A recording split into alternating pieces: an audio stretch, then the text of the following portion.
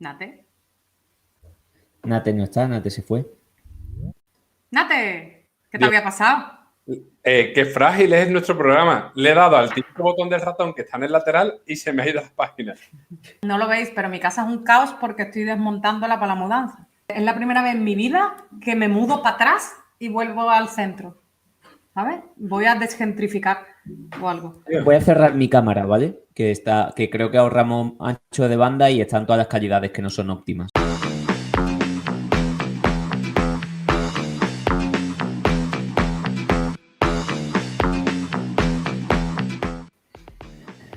Buenas tardes, buenas noches, buenos días, buenas medias noches.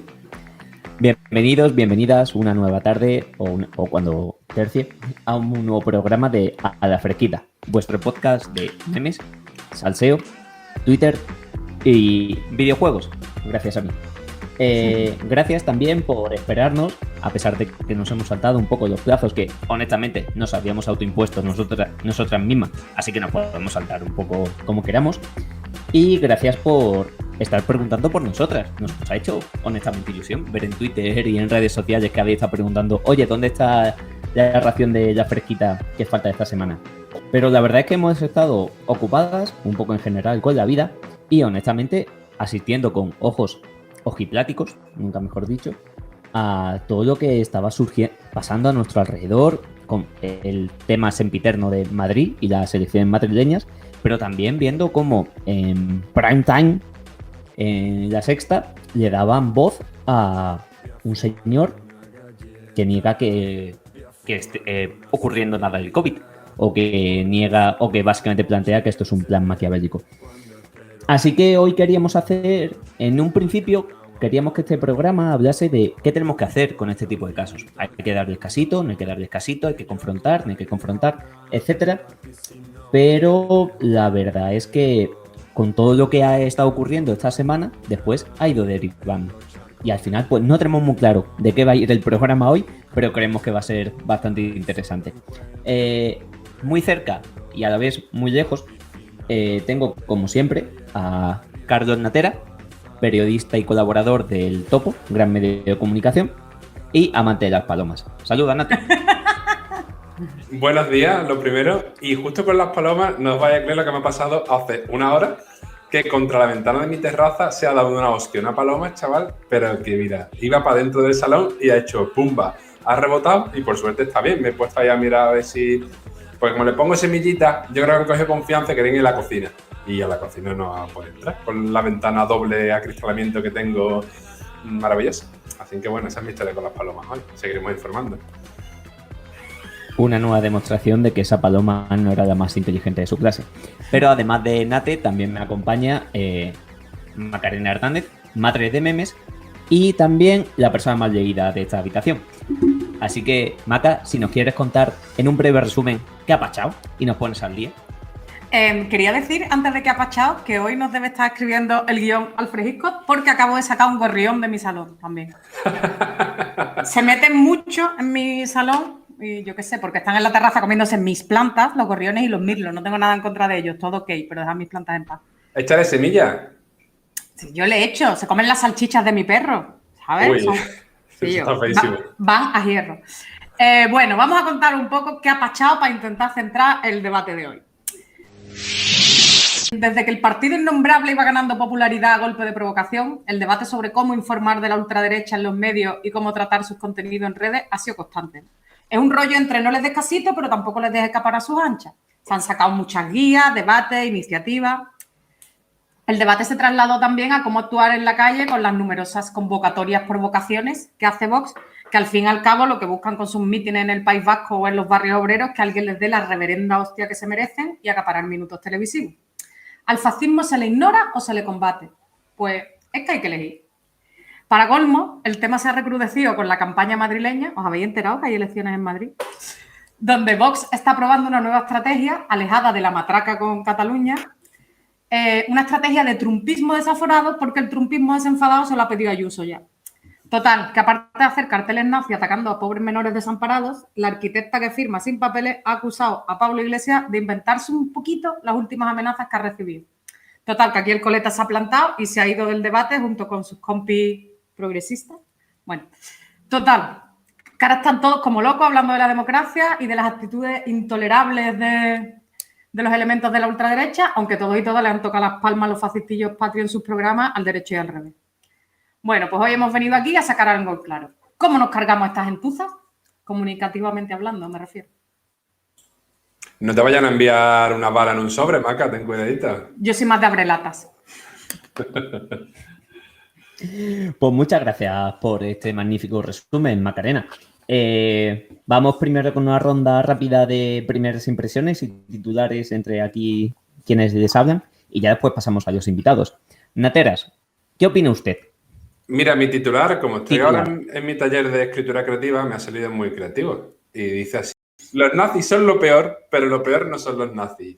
Yo con esto quería hablar mucho del tema de la equidistancia, de las Pepa Bueno, Ángel Barceló, Ferreras, Ana Pastor de turno, y de cómo unos nazis que siempre han estado, le estamos dando altavoz, lo estamos blanqueando, etcétera, etcétera. Y al final eso es lo que provoca un poco, ¿no?, toda la situación en la que estamos viviendo tan desagradable. Uy, Nate, es maravilloso tu titular, la verdad. Has dejado el listón muy alto. Pues el mío no es tan florido y conseguido, pero yo diría que no hay que darles casito en las redes, pero hay que arrinconarlos en las calles. Y cuando digo nazis, bueno, arrinconarlos en las calles igual es solo para los nazis, pero con los negacionistas, conspiranoicos y hierbas varias, pues también se aplica. Yo aquí voy a ser un poquito más equidistante y como lo que me sale de más profundo es decir... Vete a la sexta, Cristian. Si me pagan, yo voy. Que depende. Depende de en qué momento, en qué contexto, en qué situación. Que al final se parece un poquito a lo que dice Maca, pero esquivando, además de las balas en sobre, posibles citaciones judiciales. De acuerdo, pues hecha esta primera ronda, si nos parece bien, y me parece bien porque hoy estoy presentando yo, además, vamos con nuestro primer invitado.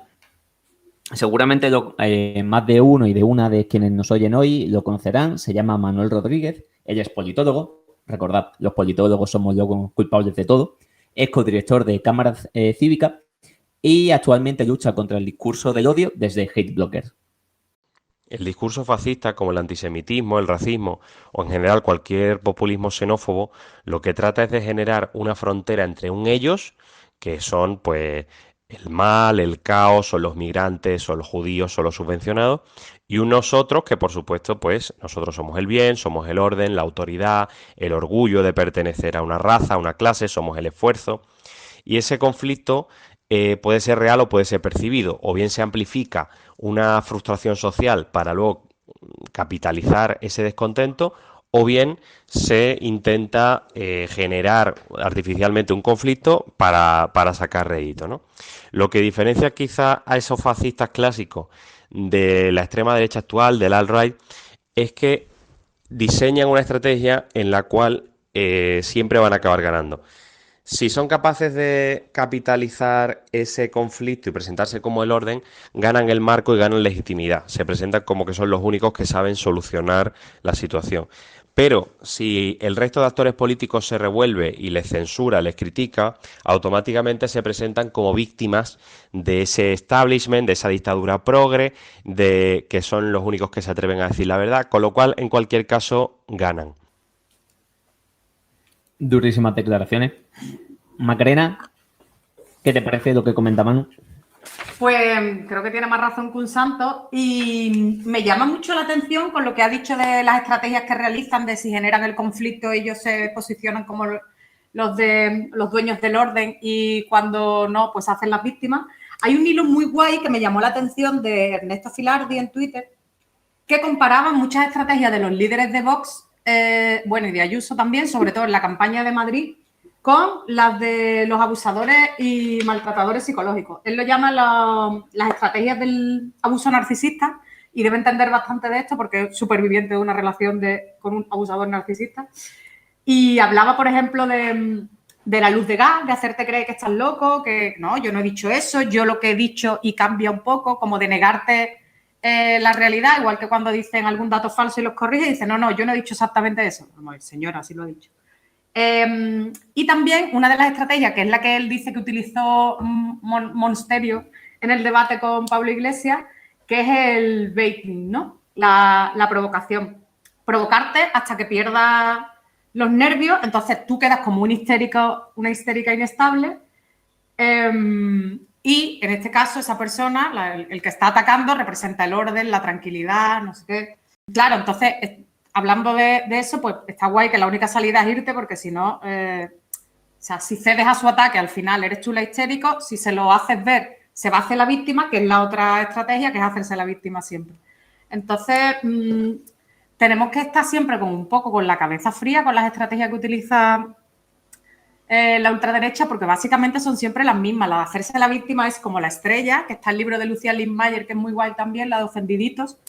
Y entonces hay que ser como un poco consciente del repertorio discursivo y de estrategias de manipulación que tienen, que es bastante limitadito, para intentar evitar en la medida de posible las trampas burdas que tienden una y otra vez. Me parece súper interesante lo que comenta Manu, pero luego también me planteo que igual luego lo podemos seguir comentando más en profundidad en la segunda parte. ¿Hasta qué punto esta estrategia es muy útil para marcar agenda y hacer que el resto de los actores se tengan que mover a tu alrededor y tú seas el centro? Pero ¿hasta qué punto es capaz de aglutinar en torno a sí luego una mayoría social? Es decir, porque creo que al final una de las cosas que nos puede gustar más o menos de Ayuso, pero de buena parte de su estrategia es capaz, se basa en plantear una serie de significantes y de ideas en torno a los cuales mucha gente se puede sentir atraída. Por ejemplo, el tema de libertad. O el tema de las tonterías estas que nos parece que dice de si vas por la calle en Madrid no te encuentras a tu ex, eso es una gran noticia. Sí, eso es una gran noticia, señora. Pero al final lo que consigue es es genial, porque tú, seas pobre, seas rico, seas de donde seas, yo te voy a plantear una serie de valores con los que tú te sientes mucho más atraído. Y al final lo plantea en positivo. En cambio, Ayuso es incapaz, o la estrategia de Vox es de generar un conflicto permanente que moviliza muchísimo a sus bases, pero rechaza. Hace que genera cierto rechazo en sectores, yo creo que importantes de la población. Y por eso al final creo que es verdad que en la encuesta les dan una horquilla estable dentro del 15%, pero que en Madrid, por ejemplo, es que igual se quedan última fuerza. Y da igual porque son llave súper necesaria para gobernar. Y eso también vale, y eso también es importante. Pero bueno, al final siempre te va a plantear ser una fuerza secundaria.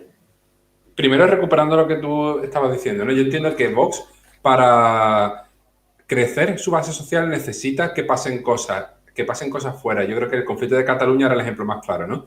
Ante un gran conflicto social, dibujan una salida que nadie estaba planteando. Sin embargo, en momentos como este, donde la política, aunque va muy deprisa, no están pasando grandes cosas en lo político, porque yo entiendo que, por ejemplo, el tema de la pandemia, aunque evidentemente tiene un montón de carácter político, la solución que le demos o que no le demos es un conflicto que parece que está fuera, ¿no? Entonces, en estos momentos de impasse, estas elecciones no giran en torno a algo nuevo, en torno a un gran conflicto político como era el tema de Cataluña o como puede ser el tema de la migración en un momento dado. Entonces, si en esos elementos donde ellos aumentan base social, yo creo que el esfuerzo de ellos es consciente por mantener su propia base social, por mantener la fidelidad de esa gente que a lo mejor sale del PP y va a votarles a ellos porque les dan más violencia o una respuesta no más violenta, ¿no? Yo no creo que la gente les vote por violencia, no creo que entiendan que son violentos sus propios votantes, pero sí que le dan respuestas más contundentes y no los quieren perder siguiendo con la estela de la contundencia. Y a mí con lo que hablaba Maca al principio, me sorprende, entre comillas, ¿no? Cómo estos seres son los más críticos con los ofendiditos, pero luego, cuando les tocas un poco, son los expertos del victimismo, ¿no? Y esa es una gran contradicción que les duele mucho y les hace mucho daño en el fondo, ¿no? Recuerdo esa imagen de cuando les tiraron huevos, que además eran huevos tirados de dentro de la ventana, que era muy gracioso. Pero, tío, tú estás diciendo cosas súper nazi y te tiran un huevo, yo qué sé, que es un huevo. O sea, tampoco ha sido una gran cosa. Y en el tema del debate con Pablo Iglesias, al final es la forma de romper. Cuando Pablo Iglesias se va del debate, rompe con ese victimismo, dice hasta aquí. Y cambia de pronto las normas del juego y obliga a que los demás se posicionen, ¿no? No solo a que Gabilondo y Mónica se salgan del debate, que era lo que tenían que hacer, sino que señala mucho al que se queda y señala la cuestión de los medios de comunicación, que vuelve a salir muy fuerte en este debate, aunque luego lo comentaremos seguro más adelante. Yo quería decir una cosa, o sea, lo de rajar de los medios de comunicación, de verdad, voy a necesitar muchos minutos, pero bueno, lo haremos más adelante con este tema. Yo creo, con lo que planteaba Cristian, que Vox no pretende tanto aglutinar de una manera transversal, sino que tiene claro que lo que quiere es pues, llevarse a los desmelenados del PP, que esa es su esfera de crecimiento. De hecho, no se está planteando una estrategia de la ultraderecha populista como en Francia, con medidas proteccionistas, con un poco el rollo más filobrero que va. O sea, creo que pretenden rascar del PP y que su estrategia, más que convertirse en una fuerza mayoritaria, es desplazar el marco a la derecha, ¿sabes? De mover el debate fachacizándolo por minutos, que de hecho está pasando, ¿no? Imponen su marco con el rollo de los migrantes, del feminismo les cuesta un poco más, con Cataluña. Entonces creo que van más por ahí los tiros que por intentar, o sea, yo creo que tienen claro que o sea, salvo quizás en Almería o Murcia, ¿sabes? Lo de gobernar no les va a ir muy bien, pero sí que van a ser una fuerza clave, ¿no? Sobre todo para configurar, que es su estrategia ahora mismo, una fuerza clave para configurar gobiernos de derecha. Con respecto a lo que decía Maca, solo un apunte para no extendernos mucho más antes de las siguientes aportaciones, pero lo de la necesidad de que haya en tu espacio político un elemento más radical que plantee debates nuevos es lo que desde la izquierda necesitamos. Yo que fui una de esas personas que en su momento se opuso al gobierno con el PSOE, por ejemplo, de Podemos, ¿no? En realidad una de las cosas que planteábamos, toda la gente que decíamos eso, que no éramos muchos, era que si tú entras en el gobierno, la crítica por la izquierda desaparece.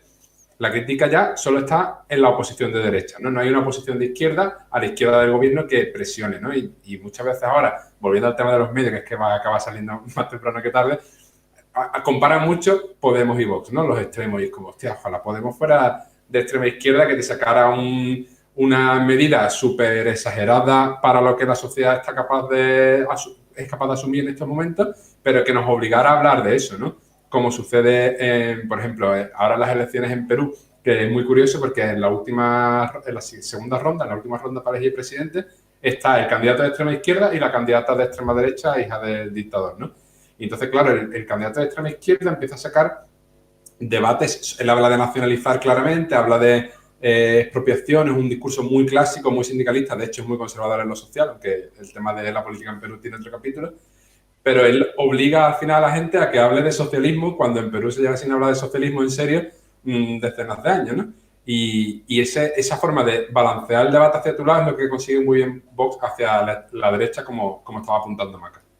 Vamos a continuar ahondando en el debate y a continuación vamos a escuchar a Sandra Heredia. Ella es activista gitana y actualmente es concejala por Adelante Andalucía en el Ayuntamiento de Sevilla.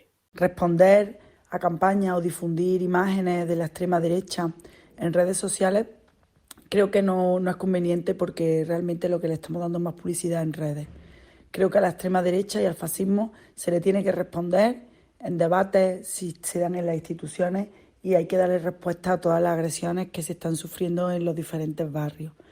La extrema derecha siempre ha existido. En Sevilla nos encontramos que los mismos que estaban expulsando a personas sin hogar desde la calle o impidiendo la apertura de una nueva mezquita son los mismos que ahora están en las instituciones municipales. En ese momento creo que sí hay que responderle, sí hay que combatirle su discurso de odio y su discurso racista en las instituciones y la respuesta a los barrios, pero realmente en las redes sociales no hay que difundir las campañas, porque eso es lo que van buscando. La política del espectáculo y tener más vías por donde por nosotras podamos difundir su mensaje. Yo creo que Sandra ha tocado un tema que es fundamental, que es la respuesta en las calles o en los barrios, ¿no? Se ha repetido mucho a cuenta de lo de la campaña de Madrid, las balas y las navajas, que al fascismo se le combate en las urnas. O sea, no creo en absoluto que al fascismo se le combata únicamente en las urnas, ¿sabes? Al fascismo se le combate en las urnas, entre otro mogollón de sitios donde se le combate. Igual en las urnas no es ni el más... O sea, en las urnas será el efecto de que se haya combatido bien en las calles. Y yo creo que lo esencial para combatir el fascismo, y esto Ibai en Twitter lo explica, Ibai no el de Twitch, Ibai el señor que vive en Grecia, lo explicaba muy bien en un hilo en Twitter sobre cómo se paró Amanecer Dorado. El fascismo se combate en los espacios cotidianos, en el día a día.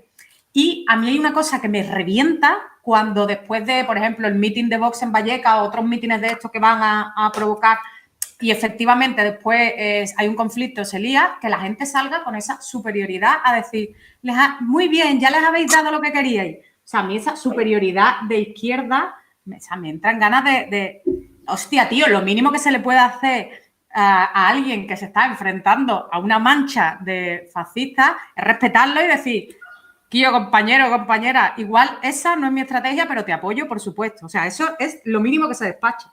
Y después me parece muy cómodo criticar que se enfrenta al fascismo en las calles desde un poquito de privilegio y superioridad moral, porque normalmente las personas que defienden esa postura no están afectadas, no son las personas afectadas directamente por el discurso de odio de la ultraderecha.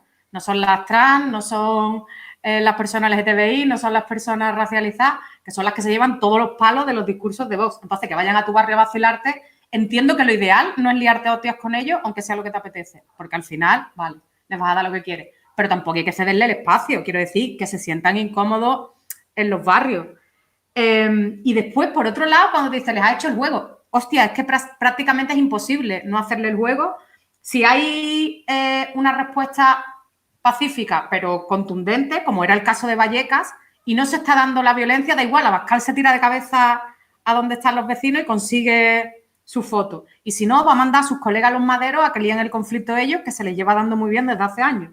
Pero aparte, si no hay respuesta social, como sucedió, por ejemplo, en Sevilla, en el mitin que convocaron en Plaza Nueva, da igual. Igualmente se inventaron una trifulca con los medios, coparon los telediarios y colocaron su mensaje. Entonces, tampoco no darles cancha en la respuesta. Y lo que me parece, ya no solo hablo de Vox, lo que me parece intolerable es cederle los espacios de la calle libremente. Vamos a ignorarlo. Hostia, no, si está habiendo agresiones fascistas, hay que salir a pararlas.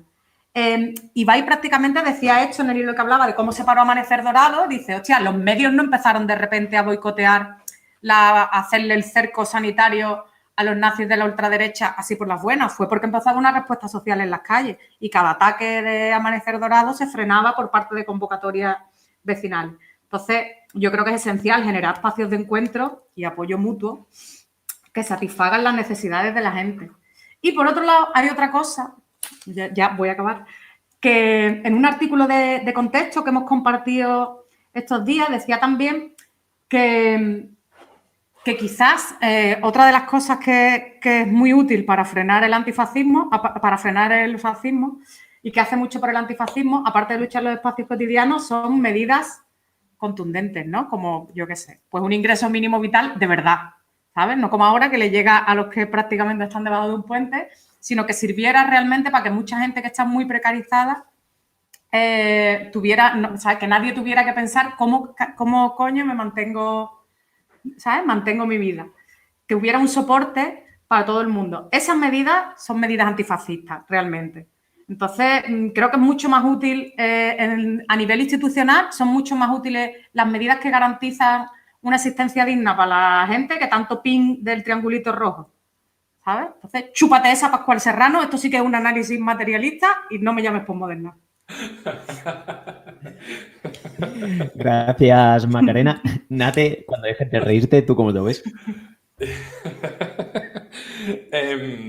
A mí con el caso de Vallecas, ¿no? Yo creo que fue el primer punto de inflexión en la campaña y para mí fue el primer gran error del bloque de izquierda, aunque me zumban los oídos llamar al PSOE de izquierda, porque cuando ellos hacen un llamamiento a que la gente no se movilice en su barrio, lo hacen desde una óptica súper electoralista, ¿no? Yo tengo ahora elecciones, ahora no me conviene que tú combatas al fascismo porque nos van a sacar imágenes que no van a ser verdaderas, pero nos van a venir mal. Y es como, hostia, es que están viniendo a mi barrio, que es mi casa, ¿no? Pero van a venir a mi casa a insultarme, a insultar a mis vecinas, a mis vecinos, y encima me tengo que quedar metido en mi Kelly porque a ti te viene mal en tu estrategia electoral, a ti que además eres gobierno y que no estás haciendo nada por mi barrio, porque sigue con precariedad, sigue con índices de paro brutales, con unos niveles de pobreza exagerados. Es decir, a mí eso me pareció lo que decía Maca, ¿no? Desde la superioridad moral y desde tu poltrona más cómoda, esa petición fue un poco falta de respeto. Y en realidad, lo que hizo la gente de Vallecas, ojalá se pudiera hacer en todos los barrios. Que si se hace en Vallecas es porque hay un tejido, porque hay unos vecinos y unos vecinos que están más organizados, que tienen más conciencia por las particularidades del barrio, y que si eso se respondiera como en Vallecas, en todos los demás lugares, en todos los demás barrios, en todas las demás ciudades, el fascismo no estaría tan fuerte como a lo mejor lo vemos ahora, porque estarían más arrinconados, ¿no? No tendrían que ir al barrio superobrero a provocar, es que en cualquier barrio estarían incómodos, porque yo creo que la respuesta que se dio fue muy acertada. Que Abascal luego sale a pegarse de hostias con los vecinos o tiran a la policía, bueno, es que es lo que dice Maca, lo van a hacer vayas tú o no vayas. Y yo no creo que Vox saliera reforzado de ese acto. Para su gente, reforzaría, pero es que ahí no estamos discutiendo. Pero no creo ni siquiera las imágenes de estos medios equidistantes que tantas ganas tenemos de criticar en este capítulo fueron positivas para la formación de ultraderecha, ¿no? Entonces, bueno, en la estrategia de los partidos políticos que tienen que pedir el voto, me parece razonable porque es lo suyo, no tendría que ser la de apuntar a la gente que está enfrentada con el fascismo, que a lo mejor alguna vez se equivocan, que ya digo que no creo que en Vallecas se equivocaran, pero si se equivocan, pues se están equivocando ellos, pero están haciendo cosas, no están en su casa, no están en el Twitter, están en la calle pensando, probando y experimentando cómo enfrentarse al fascismo, porque también tendremos que experimentar, que equivocarnos, que seguir en cierta forma buscando la forma idónea de luchar contra esta peña que viene a nuestras casas a ponerle la cabeza con un bombo con mensajes racistas y súper machistas y súper desgraciados, a fin de cuentas. Recuperando un poco lo que iba a ser el hilo inicial del programa, aunque ya dijimos en la introducción que esto iba a ser un poco freestyle por todas las cosas que habían estado pasando últimamente. Yo sí tengo la duda, no tanto de la respuesta concreta en Vallecas, sino qué se hace, y es algo que hemos discutido y hablado muchas veces con el tema del casito a nivel redes sociales. Y vamos a hacer referencia al famoso cartel de los Menas en el metro de Madrid, o el Cercanías, o whatever. La cuestión es que sí, eso es una lección importante en Madrid, que evidentemente hay que rechazar ese tipo de invenciones, porque además son invenciones. Y mira, y es que aunque nos costasen 4.700 euros un MENA, el problema no es que cueste eso. Un niño solo que está aquí sin sus padres y a tomar por saco de su hogar natal, el problema es la pensión de mierda de la abuela. Pero bueno, partiendo de eso. ¿Tiene sentido que se le dé tantísimo bombo a nivel redes sociales, medios de comunicación, etcétera, etcétera, a ese cartel, cuando eso lo único que hace es difundir un mensaje falso a la vez que hace que se vea en toda España o en todo el estado, en lugar de solamente en Madrid, en un momento concreto del metro y tal? Que ya además hemos visto lo que ha pasado con la respuesta vecinal que hubo con ese cartel. Es decir, yo sí, ahí sí tengo dudas. ¿De verdad merece la pena que todo el mundo surgiese de la nada a decir? Claro, yo entiendo, por supuesto, que las personas que se ven apuntadas y señaladas por ese cartel están furiosas y quieren una respuesta. Y eso lo entiendo perfectamente. Pero a largo plazo, y igual aquí es que estoy haciendo muy desde mi privilegio, desde mi salón, ¿merece la pena hacer de eco de resonancia a un mensaje que va a hacer que se difunda todavía más, etcétera, etcétera? Yo, honestamente, tengo mis dudas. Y al final hubo una respuesta vecinal concreta contra ese cartel, pero no tengo claro que la respuesta que se dio a nivel de Twitter y redes sociales por el resto de la gente tuviese sentido o fuese útil. Y como estamos hablando aquí de experimentación en la lucha antifascista, pues creo que también hay que ver y experimentar hasta dónde se responde, no porque esté bien o no responder, siempre está bien responder, pero porque sea útil o no. Maca, Nate, eso no sé cómo lo veis.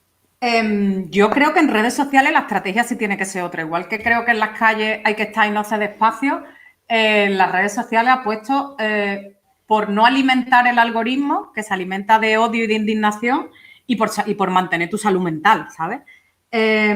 Así que yo creo que la mayoría de las veces, por mucho que se repita y hay iniciativas ya en redes sociales como la de No les des casito o otras que han surgido que inciden mucho en hacer pedagogía de hecho, de, oye, no compartas por mucho que te indignes, no compartas las noticias de la ultraderecha, sobre todo noticias que por lo menos en el caso de Vox, ellos viven, o sea, su auge en medio es a base de eso, de provocaciones una detrás de otra, que o bien son absolutas mentiras, como en el caso del cartel, o bien son la primera medida trambólica que se les ocurre, que es imposible de llevar a cabo, pero que la sueltan para acaparar titulares. ¿Cómo rompemos un poco la rueda? Porque lo de la indignación es como lo que más te lleva al dedo a clic, retweet y enfadar. De hecho, yo una vez hice un estudio con noticias de la web de Caso Aislado, que era una web ultrafacha que básicamente reproducía noticias de Vox, y haciendo un estudio de las que eran más compartidas en Facebook, las que tienen más compartidos no son las que más like tienen, sino las que más botoncitos de me enfada tienen. O sea, y eso, claro, todo esto tampoco es neutral ni gratuito. Todo esto viene de que las plataformas han descubierto que el odio alimenta y da pasta. Entonces, el algoritmo está un poco diseñado para que las cosas que más indignan y que más se comparten sean más virales. Entonces, o sea, en la medida de lo posible estoy muy de acuerdo con todas las iniciativas que nos plantean cómo no alimentar ese algoritmo, ¿sabes? No compartamos, ¿sabes? Lo del cartel de los Mena. Ojalá lo hubiéramos ignorado y las vecinas lo hubieran pintarrajeado, ¿sabes? Por otro lado, creo que en redes sociales, por lo menos, al fascismo no se le discute, de verdad. O sea, es inútil. O sea, sobre todo entrar en los debates donde ves que es un nido de trolls y de asilvestrados locos repitiendo consignas de Vox, que tú dices, yo ahí, ¿para qué me voy a meter? ¿Sabes? ¿Qué sentido Eso cuando tiene? no son directamente bots. Claro, o son bots, ahí aportar datos, intentar aportar un argumento racional no vale para nada, porque además, como hemos dicho muchas veces, no se trata de desmontar, nadie se cree esas movidas por una cuestión racional, es porque refuerza tu marco, refuerza tu visión del mundo, es una movida emocional. Entonces yo ahí no me metería a responder ni... Pero, por otro lado, es verdad que tampoco le podemos dejar como el terreno a los trolls. Está pasando mucho en Twitter que últimamente se está yendo gente porque dice que no soporta el ambiente crispado y de odio que hay, ¿no? El caso más sonado ha sido el de Ada Colau. Entonces, bueno, hay otras iniciativas, incluso se hace mucho en casos de acoso a mujeres en el ámbito del ciberactivismo feminista, que cuando se está acosando a una mujer, pues por lo que sea, ¿no? Le están haciendo campañas de slut shaming o de cosas de, bueno, campañas de acoso, se entra en masa a hacer comentarios positivos. Esto también es una propuesta que está saliendo ahora de ir a los espacios donde se está acosando gente que está tan feliz siendo lesbiana, trans, roja o pobre, y cuando le está siendo atacada por trolls o por fachas, pues ir a soltar comentarios positivos, que creo que es más productivo que ponerte a debatir o intentar argumentar. Entonces, creo que se están dando algunas iniciativas en redes que más que... O sea, no es por completo ignorarlo, es intentar no darle más visibilidad y actuar por otro lado. Me genera un poco de dudas que el tema de no le des casito, con el que estoy bastante de acuerdo, lo que pasa es que apelan a que bloqueemos nuestras emociones y a convencer a la gente de que no se emocione, en un sentido negativo en este caso, con las cosas que ven o con las cosas que sienten, ¿no? O sea, las redes sociales tiran mucho de instintos más primarios, de que tú ves una cosa que te indigna y lo compartes porque te enfada. Entonces, la tarea de pedagogía de no te enfades, ten la mente fría, o sea, me parece que es muy limitada y que no viene más que a decirnos lo mal que estamos en el otro sentido, ¿no? En el sentido de o más organización o más estar en la calle. Me explico con el ejemplo del cartel del Metro de Madrid.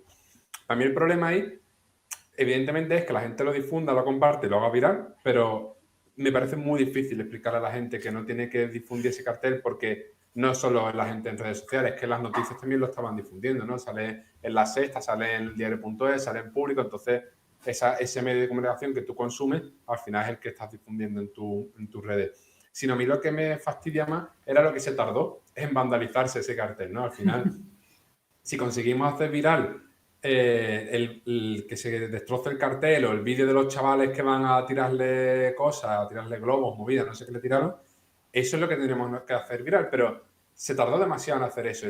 Lo que me da mi pie a pensar que estamos fallando por ahí, ¿no? En la organización vecinal, la organización antifascista, tiene que ser a pie de calle, no es en redes sociales. Y si ese cartel, una vez que se pone a la media hora, tiene a gente destrozándolo, a los medios no les va a dar tiempo a ir a hacerle una foto. Porque es que el cartel estuvo días hasta que días o 24, 48 horas, no lo sé, hasta que se le empezó a atacar. Entonces, a mí lo que me preocupa es más ese lado, ¿no? Nosotras yo creo que tenemos las patas muy cortas y estamos muy limitadas para, interrumpir ese tipo de discursos, sobre todo porque no luchamos contra la extrema derecha y sus discursos contra nuestros discursos, luchamos contra multinacionales, que es lo que lo explicaba muy bien, se enriquecen de estas cuestiones. Entonces, es que son las normas del juego, es que nosotros estamos en redes sociales cuyas normas del juego favorecen que se den estos altercados, este tipo de difusión, este tipo de conflictos y demás. Entonces, lo que hay que presionar también, yo creo que deberíamos impulsar, tanto a nivel institucional, leyes que regulen las redes sociales, como a nivel social entre nosotras y nosotros, que somos activistas, a estrategias de bloqueo. Yo creo que es mucho más útil lo que están haciendo ahora muchos periodistas de izquierda, que es que no puede responder a su mensaje gente que no le sigue porque simplemente se quitan todos los bots con eso, ¿no? O a mí ya cuando me sacaba el bloque diario, yo al final me hinché a bloquear. Al principio te cansas un poco, pero luego ves que son las 100, 200 mismas cuentas las que te están atacando. Bloquear y difundir comentarios positivos, noticias positivas, cosas más agradables, como explicaba antes Maca, refuerzo positivo para dar más caña en los valores que queremos representar, no solo entrar en su juego, pero de primeras pedir a la gente que no se enfade me parece muy complicado, sinceramente, porque al final nosotros también nos enfadamos. Vale, me alegra que toquéis el tema del enfado porque justo de eso va la intervención del siguiente invitado. Vamos a escuchar ahora a Guillermo Fernández. Él es investigador en la UCM, colabora habitualmente con Contexto y El Confidencial y ha escrito un libro titulado ¿Qué hacer con la extrema derecha en Europa? El caso del Frente Nacional.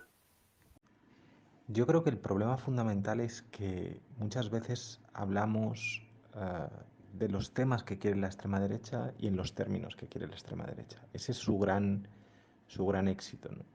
Hacernos hablar de lo que ellos quieren que hablemos, como ellos quieren que hablemos. Y constantemente nos tienen cogida la medida, nos ponen digamos, una bandera y entramos a ella, ¿no? De algún modo es como si nos pusieran cebos y fuéramos a correr, ¿no? Hacia ellos. En ese sentido, yo creo que la extrema derecha europea, norteamericana también y española, maneja muy bien los códigos de la provocación, ¿no? Y los códigos de la provocación de la izquierda para que, una vez indignada o provocada la izquierda, espontáneamente o de un modo irreflexivo, pero irreflexivo por espontáneo y por emocional, utilice los mismos marcos que la derecha. Es decir, al ser una respuesta muy espontánea y muy de indignación, es una respuesta a la contra y reactiva, pero que no cuestiona los marcos de la derecha. Y ahora, después de Guillermo, vamos a escuchar a Miquel Ramos, que es periodista de La Marea y suele cubrir temas de derecha y extrema derecha en el medio. La estrategia de comunicación de la extrema derecha está muy bien pensada y está precisamente diseñada para provocar y estimular no solo la reacción de sus seguidores, ¿no?, que amplifican ese mensaje, sino incluso de sus contrarios, que simplemente con el hecho de la respuesta, ¿no?, pues simplemente contestar a sus provocaciones ya amplifica sus mensajes y encima los coloca a ellos como unos verdaderos luchadores contra la corrección política, ¿no?, que es su batalla cultural, que lo que trata de hacer es romper los consensos democráticos en derechos humanos, y es precisamente esa pátina, ¿no?, esa cara que tratan de presentar de cara a la galería de que ellos son los rebeldes contra la corrección política y la dictadura progre, que no viene a ser otra cosa que los derechos humanos, ¿no? Es decir, que ahora se presentan como irreverentes aquellos que quieren destruir los derechos humanos. Por lo tanto, la estrategia que debemos seguir para no entrar en su juego, primera es saber bien diferenciar entre amplificación de sus mensajes por simplemente nuestra reacción o saber desmontarlos cuando debamos desmontarlos. Una clave es no entrar en sus marcos, es decir, ellos imponen una serie de marcos para los debates que no hay que digamos, comprar, ¿no? Hay que ofrecer marcos alternativos precisamente para que ellos no se sientan cómodos, porque muchas veces ya simplemente entrando en el juego, en su marco, ya les estamos no solo legitimando el mensaje, sino amplificando. Por lo tanto, hay que estudiar mucho a la extrema derecha, hay que leer a George Lakoff, que lo explica perfectamente, y hay que, sobre todo, tener un compromiso con los derechos humanos, la democracia y la verdad, porque la extrema derecha y la mentira van y van a ir siempre de la mano.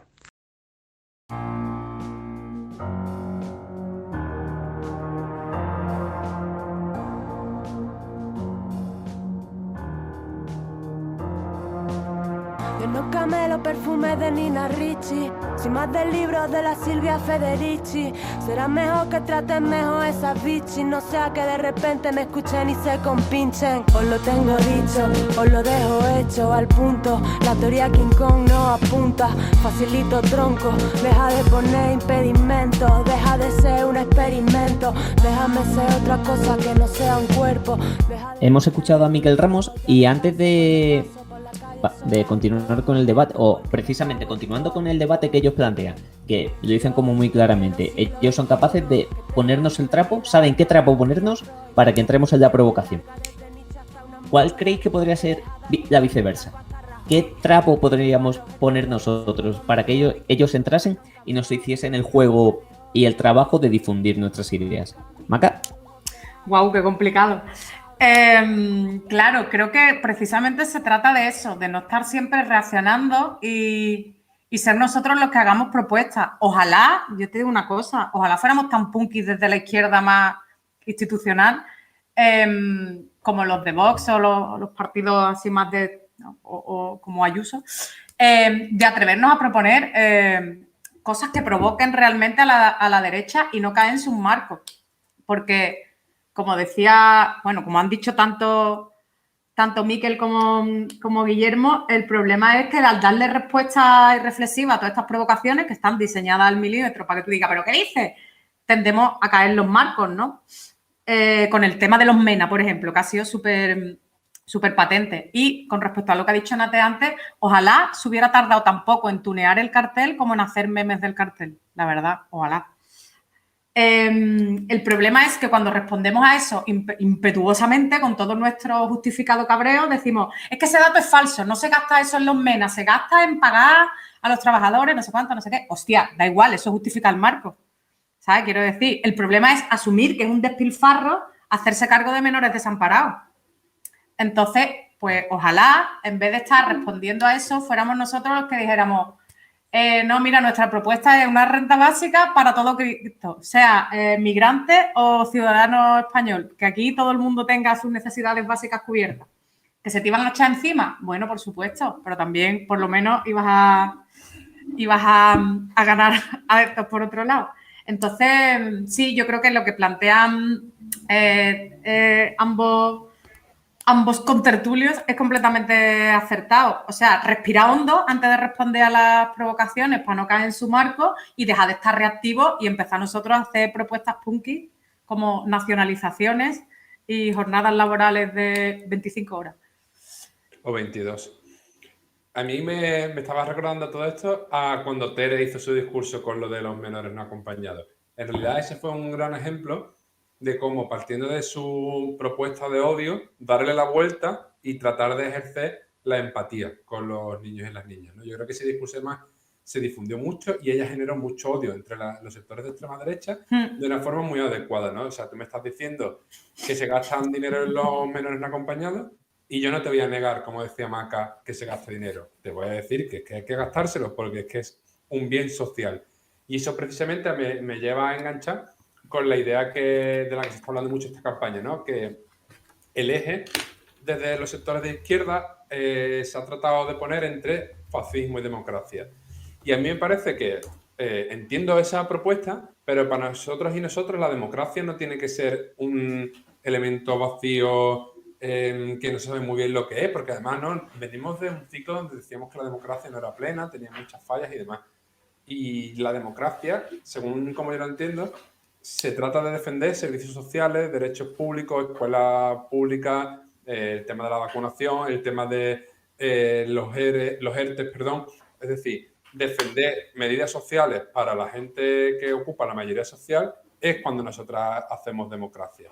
La democracia no es el voto, porque entonces si nuestro único miedo es que nos quiten el voto cada 4 años, tranquilo, que eso no va a pasar, pero eso no significa que tengamos un Estado más democrático, porque si nos lo privatizan todo y tenemos que estar peleándonos por una vacuna como pasa en otros muchos países, o tenemos que estar peleándonos por un respirador, o que se vendan por dinero en lugar de por criterios médicos sanitarios, ese será nuestro problema. Entonces, incorporar al debate elementos de ensanchar derechos sociales vinculados a la democracia. Yo creo que por ahí tienen que salir nuestras propuestas y, por supuesto, el punquismo en las instituciones. Yo me apunto a eso, como decía Maca, ¿no? Cuando tú hablas de nacionalizar, aunque suene una palabra muy gorda o genera cierto rechazo, te permite hablar de otras cosas, ¿no? Y ya tiene el enemigo que criticar que tú pidas una nacionalización, y a ti te da pie hablar de que Telefónica antes era pública, de que Iberia antes era pública, de que Endesa antes era pública, o de cómo con dinero público se sostienen la mayoría de empresas privadas, o en el caso de las vacunas. Con el tema de las vacunas no hay que criticar otra cosa que no sea la cuestión de la patente y la cuestión de que con dinero público es como se han producido esas vacunas, que son al final las que nos están sacando a los países enriquecidos de la crisis sanitaria del COVID, ¿no? Entonces, engancharlo por ahí. No siempre responder, sino ofrecer alternativas. Evidentemente no es fácil, ¿no? Si no, no estaríamos aquí tan mal como estamos en ese aspecto. Y a continuación vamos a escuchar a Rocío Hiraldo. Ella es investigadora postdoctoral asociada al Laboratorio de Transformaciones Urbanas, la TURBA, y Cambio Global de la UOC, la Universidad Oberta de Cataluña. Nos va a plantear sobre todo cómo todas estas conversaciones y cómo el avance de la extrema derecha afecta especialmente a la población migrante. En las conversaciones que he tenido con trabajadoras del hogar, pues también que estaban sin papeles me decían que tenían miedo de ir. Además ahora con la pandemia que hay más control, pues nada, me decían que tenían miedo de los controles, ¿no? Y bueno, también hay gente que dentro de la comunidad migrante, sobre todo las personas que acaban de llegar, escuchan, se infunde mucho miedo, ¿no? Y entonces, bueno, pues hay gente que directamente se queda en casa, sale lo menos posible y no hace vida fuera de casa apenas, ¿no? Y bueno, entonces, ¿qué podemos hacer? Yo lo que creo es que siempre que alguien esté en una conversación con familia, con amigos y alguien salga con esos mensajes, bueno, pues por supuesto intentar convencerles y bueno, cuando hay alguna persona que está intimidando, que la vemos en la calle, pues a otra persona migrante, si nos vemos con la capacidad, pararnos y ayudarle. Claro, lo que comenta Rocío me parece particularmente interesante y Maca lo ha bordeado antes al principio, cómo al final nosotros, quienes estamos grabando este podcast, pues dentro de un problema evidente de clase que tenemos, pues que estamos en la parte de abajo de la pirámide, pero contamos con el privilegio de ser blancos, de tener papeles, de formar parte de la comunidad, de no haber tenido que llegar desde la otra punta del mundo, ni de haber tenido que dejar a toda la familia atrás, de contar con unos lazos, etcétera, etcétera. Como el avance de esta extrema derecha vemos que afecta a la población migrante, pero también como hoy, y lo he leído en Twitter justo mientras grabamos el podcast, han detenido a 13 tipos en Valencia, creo que ha sido, porque le han dado una paliza a un chaval por gay. Y tiene el tabique nasal destrozado y varios huesos rotos, etcétera, etcétera. Y al final, como este avance supone un ataque frontal a la vida de miles de personas. También para que la próxima vez que alguien desde el rojopardismo venga hablando de esto es un problema de identidad, no hay que hablar de identidades, vamos a ver si los huesos que tiene cada uno son material o no. Pero bueno, ¿cómo veis la intervención de Rocío o cómo la queréis abordar. Sí, ningún programa sin rajar del rojipardismo y de los Bernabés de turno, por favor. El día que eso pase, cancelamos a la fresquita. A mí me parece muy interesante que Rocío ponga el foco en este tema porque creo que no se habla. Y no se habla desde las posiciones de privilegio, como tú decías, que las tenemos aquí por nuestro origen, y también desde los sectores políticos en el tema de la campaña electoral, que no tienen tanto feedback de estas personas migrantes porque, por ejemplo, no votan la mayoría de ellas, ¿no? En lo que es otro atropello democrático de esta mal llamada democracia española. Y claro, al final los que peor lo están pasando son quienes están más fuera, quienes tienen menos voz y quienes tienen menos visibilidad. Yo hace unos años recuerdo, los comentarios racistas eran de gente que se tiene que esconder. O sea, antes, hace unos pocos años, no estoy hablando de hace 20 años, sino ¿no? Todo el ciclo 15M, todos estos momentos de auge de movimientos sociales y de la izquierda, decir comentarios racistas, incluso decir comentarios abiertamente machistas, aunque todavía no se sabe muy bien lo que era el machismo antes de la ola feminista, estaban muy repudiados por la sociedad. Y el que antes se tenía que esconder, ahora se ha venido arriba, ¿no? El auge de la extrema derecha no solo implica que tengan más escaños en el Congreso, sino que las personas que llevan pensando así toda la vida, porque son unos fachas y se van a morir siendo fachas, no se sienten con vergüenza, sino que dicen lo que piensan. Y lo que piensan es una cosa muy violenta que hace daño a muchas personas, y en el lado contrario, las personas que antes estaban más legitimadas por la ola social para lanzar nuestros mensajes, para no callarnos, para responder, ahora nos sentimos más solos y más solas en la sociedad y nos sentimos con más dificultades para enfrentar estos discursos. Todos estos discursos en los últimos años han sido el gran detonante para que pasemos de un lado de la balanza al otro lado de la balanza completamente opuesto. Yo creo que sí, claro, que lo que es esencial del discurso de Rocío es que pone de relieve como todos los análisis que hacemos de estrategias discursivas de la ultraderecha, de cómo enfrentarlo desde los ámbitos comunicativos, al fin y al cabo son debates que nos permitimos desde una situación de privilegio, porque efectivamente todos los discursos de la ultraderecha y todas las bromas racistas y toda la permisividad que se da con estos comportamientos tiene consecuencias muy materiales en las vidas de los más vulnerables, y eso es lo que no se nos puede olvidar, ¿no? Entonces, yo creo que frente a esto es esencial lo que planteaba Rocío, la respuesta, que es también de lo que hablaba Sandra, la respuesta en los espacios cotidianos. Que es lo mismo que decía Ibai con la experiencia de Amanecer Dorado, que la respuesta se tiene que dar en el día a día, en los barrios y en las calles, para que eso permee hacia arriba. A mí, de todo esto que hemos visto, hay una cosa que me preocupa, y voy a aprovechar para introducir lo de rajar de los medios de comunicación. Hay una cosa que me preocupa porque mientras activamos como la respuesta desde abajo y tenemos otra estrategia en redes sociales de ignorar un poco más y no comprarles el marco, pues el problema es que puede que nosotros no le compremos el marco, pero desde luego los medios de comunicación de masa se lo compran todo el rato, ¿no? Y hay dos cuestiones que a mí me parecen letales. O sea, a mí me parecen como los máximos culpables de toda esta expansión de la ultraderecha, los medios que han acogido con los brazos abiertos y han dado espacio y un altavoz a representantes claramente racistas, machistas, todo lo peor, sin oponer ni un pero. O sea, es que le han reído las gracias.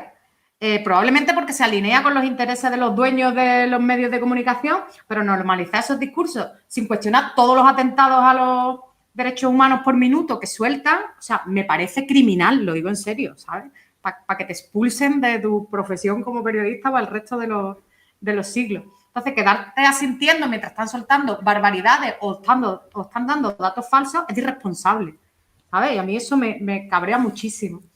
Y por otro lado,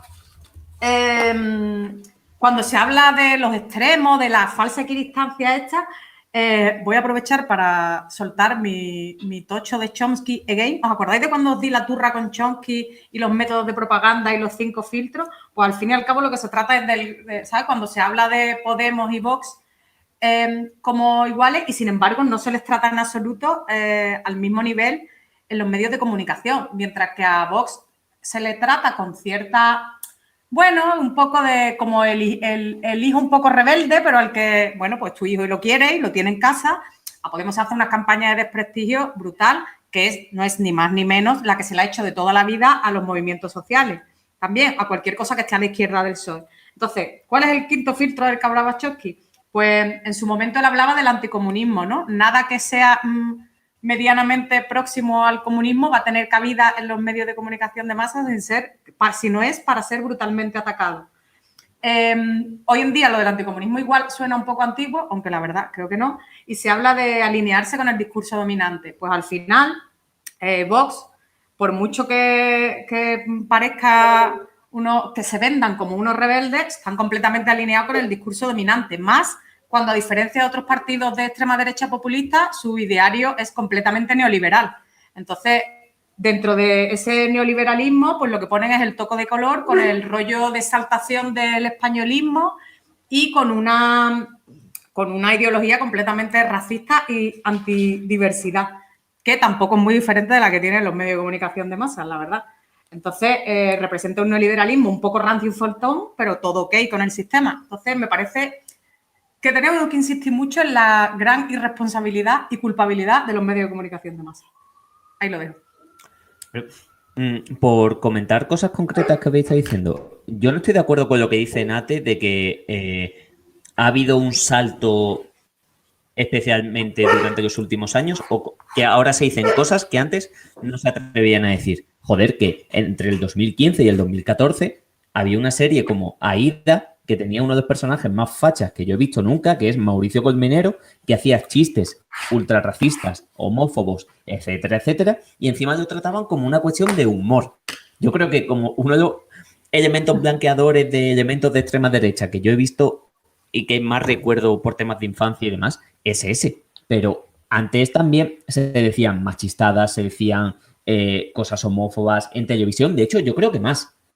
Lo que pasa es que precisamente ahora sí hay una capacidad de presionar, de criticar, de señalar, etcétera, etcétera. Joder, y de hecho lo hemos visto hace poco en Telecinco cómo han quitado de la Isla de las Tentaciones a un nota después de que se supiese que tenía que estaba siendo juzgado o encontrado culpable ya por temas de violencia machista y de maltrato.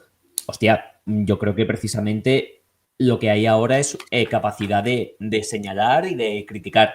Y que antes eso seguía estando presente en los medios de comunicación, pero pasaba como un elemento casi anecdótico o folclórico. Yo, Cristian, es que creo que hay que separar el camino, ¿no? Dentro de un ciclo social, el camino del feminismo del camino del resto, por un lado, porque creo que en el feminismo el camino ha sido distinto, ha llegado más tarde, pero ha llegado con más fuerza. Porque, por ejemplo, el 15M, el feminismo tuvo muchos problemas y ocasionó, entre comillas, muchos problemas a mucha gente del 15M. Con otro tipo de conflictos. Por ejemplo, yo estaba pensando mucho en el tema de la vivienda. Creo que alguna vez lo comentamos al principio del podcast, cuando después del 15M las plataformas de estos desahucios sacan el debate de los desahucios a la agenda y ahí era muy difícil que saliera nadie en televisión a decir que hay que desahuciar a una familia aunque no esté pagando su hipoteca porque el derecho a la vivienda entonces no era cuestionable.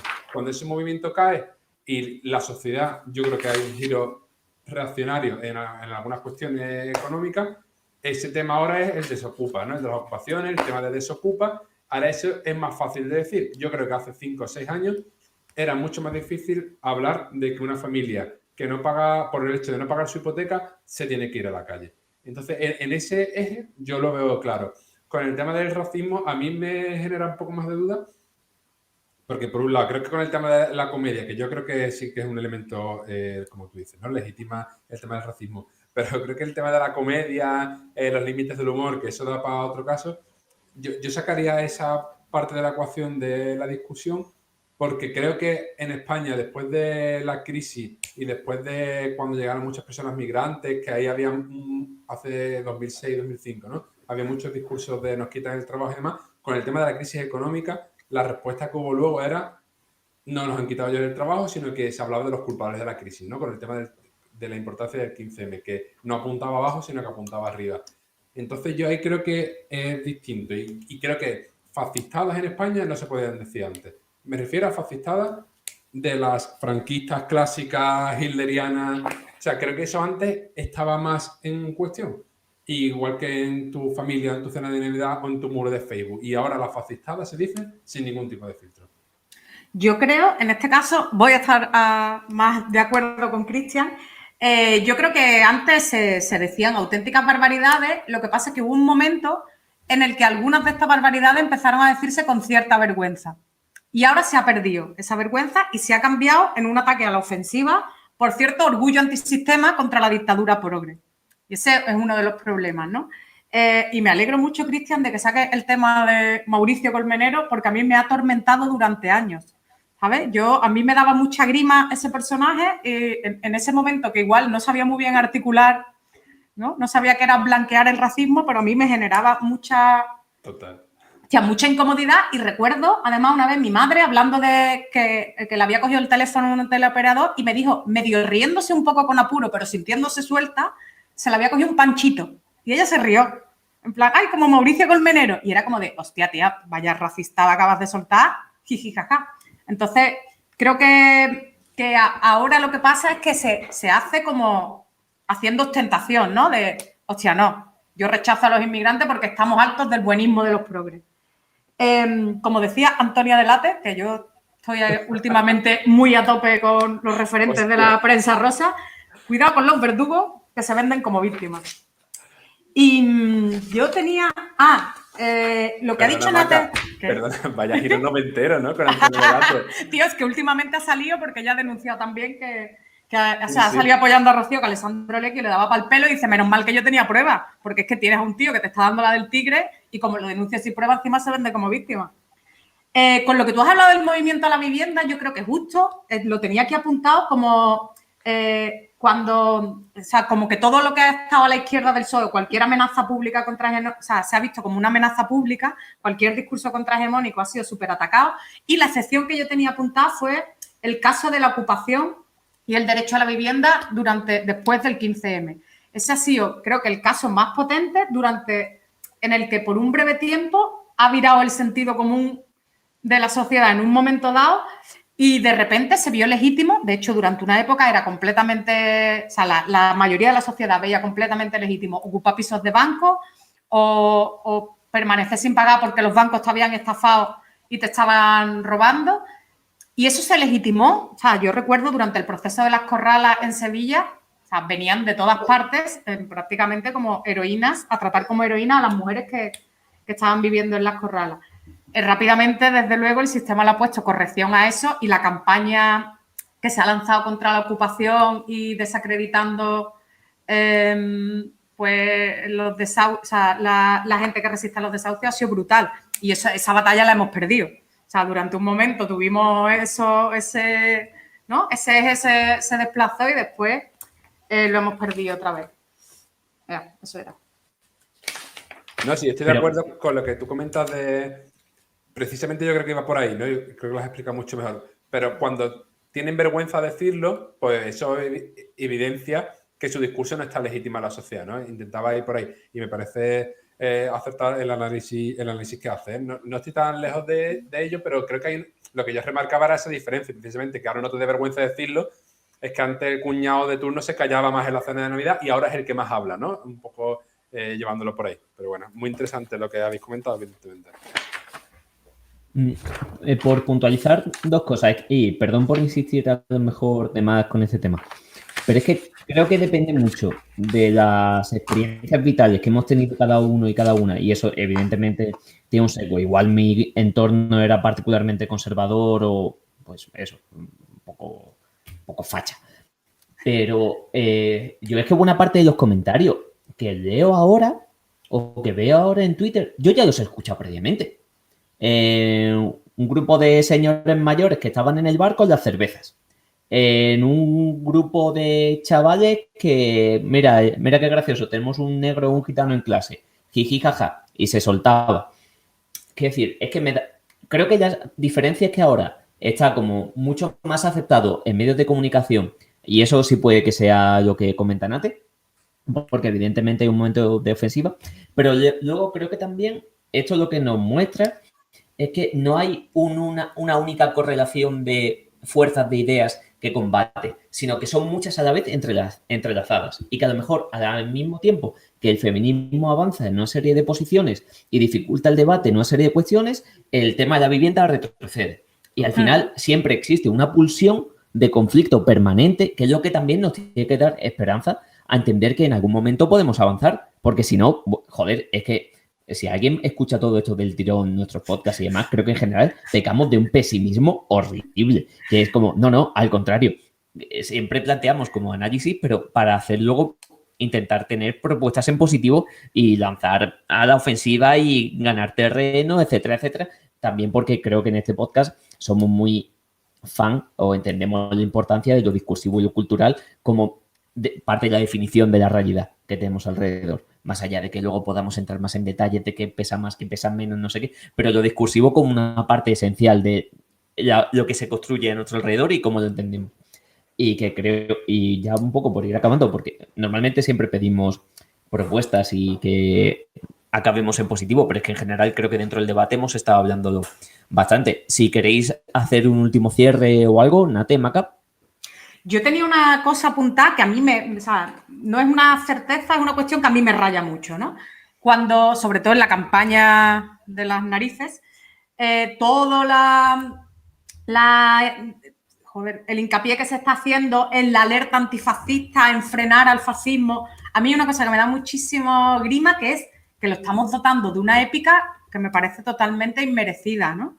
Me pasa un poco como, ¿sabes? Me recuerda al poema de Benedetti, ¿sabes? Estamos hablando de unos fachas desmelenados, unos neoliberales con una pataleta contra el feminismo y la diversidad y ya está, ¿sabes? Hablar de fascismo, pues no, son monstruos extraordinarios, ¿sabes? Son neoliberales con pataletas, punto pelota. No hay que hacerlos más grandes de lo que son, ¿sabes? Creo que como que creamos un enemigo mítico de, tío, ¿sabes? Que es Ayuso, que esa mujer tiene un porrazo, ¿sabes? Y no pretendo... hostia, ¿sabes? Muy, muy bien. Los patitos en fila no lo tiene, ¿sabes?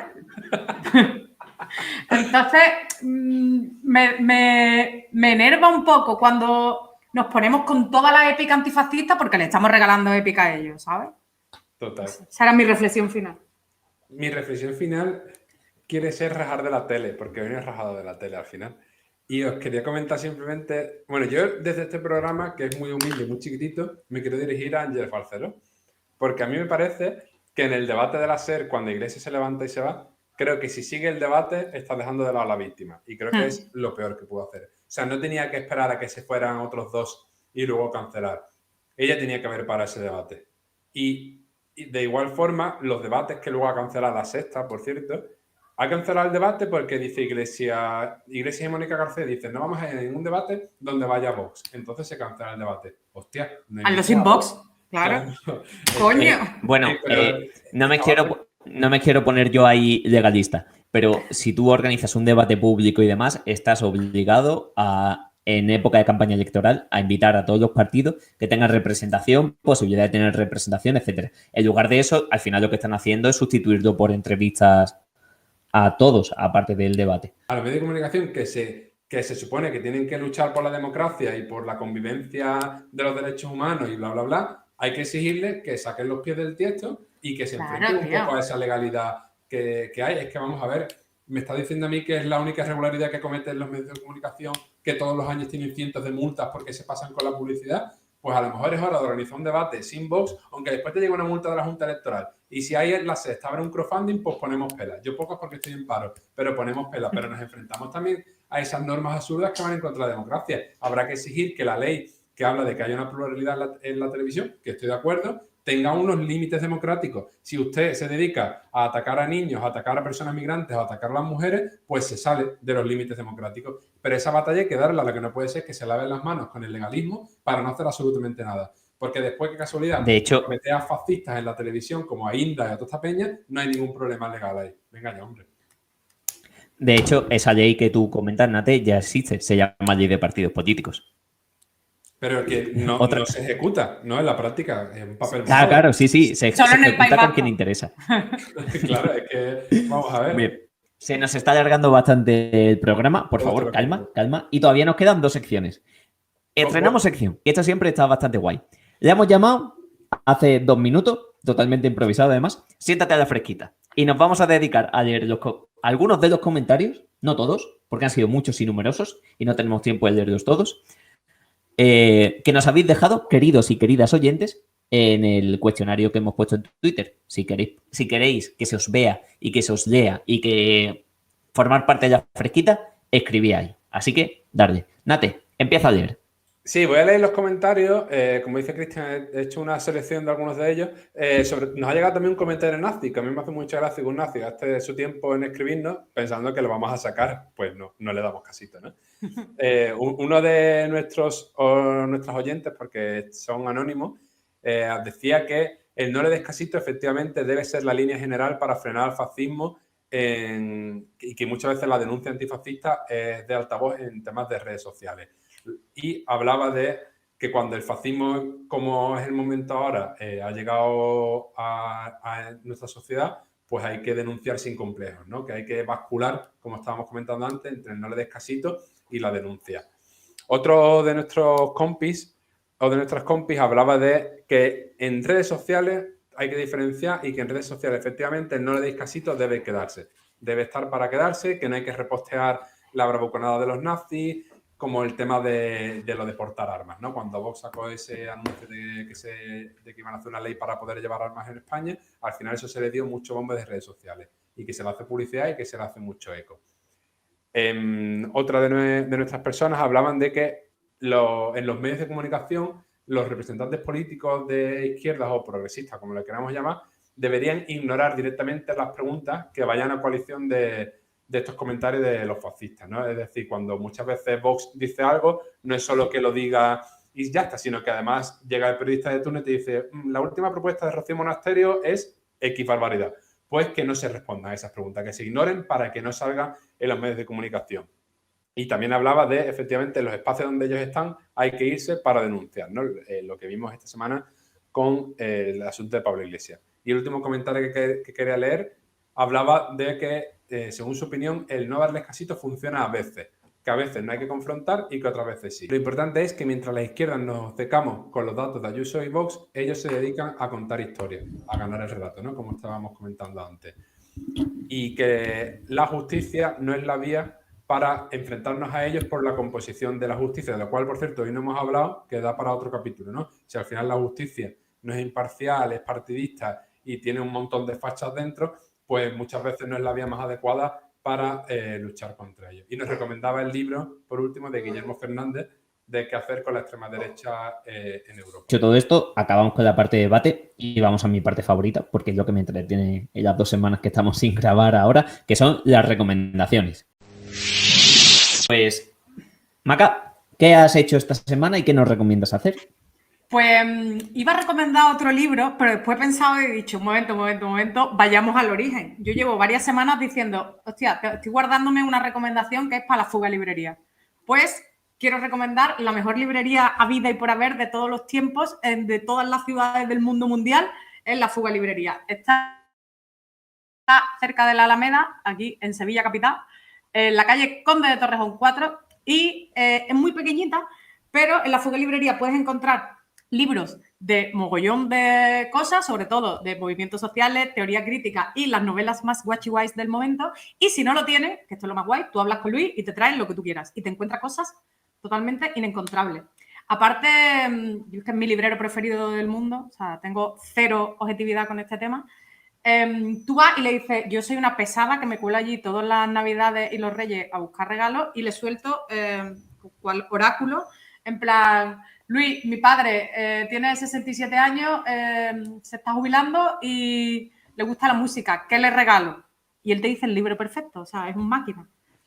O me ve llegar y dice, oye, tú te has leído, es que ha llegado una cosa que a ti te va a encantar y me flipa. Entonces, por favor, si todos los que viváis en Sevilla paséis por Sevilla o en algún momento estéis por aquí, id a la Fuga Librería y por lo menos saludad a Luis. Total. Además, a mí esta semana, justo hace un par de semanas, me dio una sorpresa porque hace muchos meses le pedí un libro que no estaba y me lo trajo y me dijo, mira lo que tengo para ti. Un libro de Cortázar, por supuesto, que no encontraba por ninguna parte y Luis es un amor. Yo voy a recomendar, en la línea que ha comentado Maca, el taller de escritura donde estoy ahora apuntado, que me lo paso súper bien y estoy aprendiendo mogollón, que lo organiza otra librería, lo organiza nuestra amiga Laura, la librería de la Casa Tomada.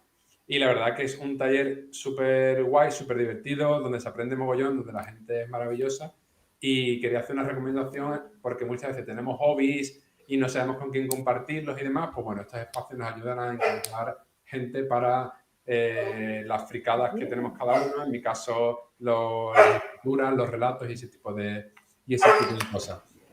Y por último, en 10 segundos comentar que esta semana he encontrado mi Game Boy Advance del armario y me he puesto a jugar a los juegos de hace 10 o 15 años.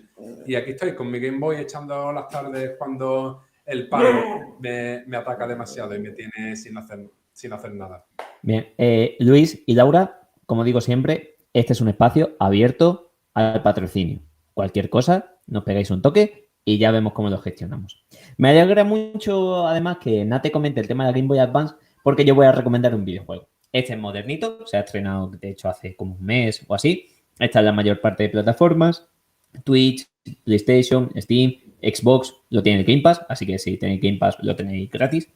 Que es Narita Boy, que está guapísimo. Es un Metroidvania de rollo Metal Slug, los juegos estos en 2 dimensiones que van por un pasillo pegando gente. Bueno, da igual, está guapísimo. Tiene una banda sonora increíble. Hace además un juego constantemente con el tema de la tríada y yo opino, sinceramente, y de hecho quiero hacer un análisis por escrito del videojuego porque creo que tiene un montón de metáforas súper importantes y súper chulas. Básicamente es una metáfora permanente del Padre, Hijo y del Espíritu Santo. Y de cómo dentro de ese videojuego lo que tenemos es una relación entre Dios, que es el creador del mundo dentro del juego, su Hijo, que se dedica a salvarlo, y el Espíritu Santo, que está por ahí también y que no comento porque es spoiler. Lo recomiendo fuertemente. Es un juego que yo creo que si jugáis en ordenador o queréis animar a jugar en ordenador no os chupa mucho ni ocupa mucho, así que es bastante accesible. Y la banda sonora es una puñetera maravilla. Es un recuperar lo tecno de los 80 mezclándolo con rock que está guapísimo y que yo estoy enganchadísimo y que estoy todo el día tarareando la banda sonora por casa. Así que lo recomiendo muy, muy fuerte. Además, es de Estudio Cova, que es un estudio español. Creo que está en Barcelona. Bueno, pues si he dicho español y está en Barcelona, espero que no les moleste. Pero está súper chulo, en serio. Lo recomiendo fuertemente y además creo que hay que apoyar a los creadores de contenido indies, en este caso nunca mejor dicho, y que si en general tuviésemos una industria del videojuego más potente, tendremos una economía seguramente un poquito mejor o menos dependiente del turismo. Así que con mi apología del videojuego de todos los programas, vamos a ir acabando. Si queréis, Maca o Nate, hacer un despido, un saludo, un something. Abajo el turismo. Abajo el turismo y... no sé, después pienso algo y lo edito yo mismo en la postproducción. Vale, me estoy meando muchísimo. Yo también, tía, sí que no puedo. Esto lo voy a sacar. Pues muchísimas gracias, queridos oyentes, queridas oyentes. Gracias por estar ahí siempre, por los comentarios, por lo que nos decís, por los consejos, por escucharnos, sobre todo por escucharnos, por darnos vidillas en redes. Recordad que nos tenéis en Spotify. Dinos. Perdón, pero es que me ha ilusionado mucho. Me están mandando mails los de iTunes porque nuestro podcast estaba en el ranking de los 100 mejores de política de España. Que a lo mejor es porque hay pocos podcasts, pero me hace mucha ilusión. Pero no soy capaz de ver las estadísticas de iTunes. Si alguien sabe, que me lo diga en los comentarios. Estoy muy contento con ¿Podemos decir que somos top 100 de iTunes? Top 100 de iTunes en política, efectivamente. Chúpate esa, Jiménez Los Santos.